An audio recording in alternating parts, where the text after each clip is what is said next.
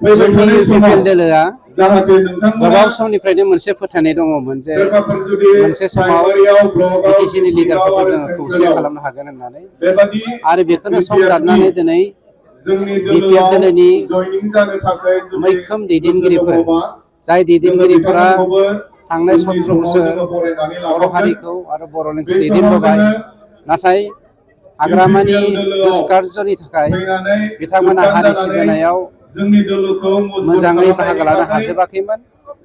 हाग्रामानि बेक्तिगत स्वार्थखौ जाफुंहोनो थांनायनि जाहोनाव बिथांमोननि गोरबोआव दुखु मोनदोंमोन, हारि सिबिनो मिजिं थादोंमोन। बेनिखायनो डेम'क्रेटिकलि जोंनि इउपिपिएल दोलोआ गासैनोबो समान मोनथाय होनायनि जाहोनाव बेखौ मोजां मोननानै दिनै बिपिएल दोलोनि दैदेनगिरिफ्रा इउपिपिएल दोलोआव बाहागो लाफैदों। दा मोनसे खोथाया सैथो, फैगौ समाव जोंनि मानब गेदेर चन्दन ब्रह्म बावैसो सिगां बिथाङा जयेन जालांबाय आरो खाम्फा बरग'यारि दिनै जोंजों जयेन जाफैबाय। गोबां स' मानसि लानानै नोंथांमोना साननैसो नेथ'गोन। हाग्रामाया गाव हारसिं जानो थांगासिनो दङ आरो गावनि बिपिएल दोलोनिफ्राय हारसिङै रिजाइन जानो थांगासिनो दङ।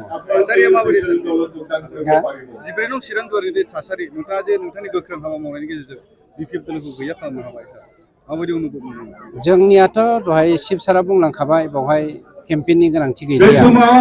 दा जोंनि 14 नं चिरां दुवाराव हाइकमान्डआ डिसिसन लानानै बे 14 नं चिरां दुवारनि रायजो राजाखौ बोरै दैदेनलांनो दायित्व होयो बेनि सायाव गासिबो जाजोबलांगोन।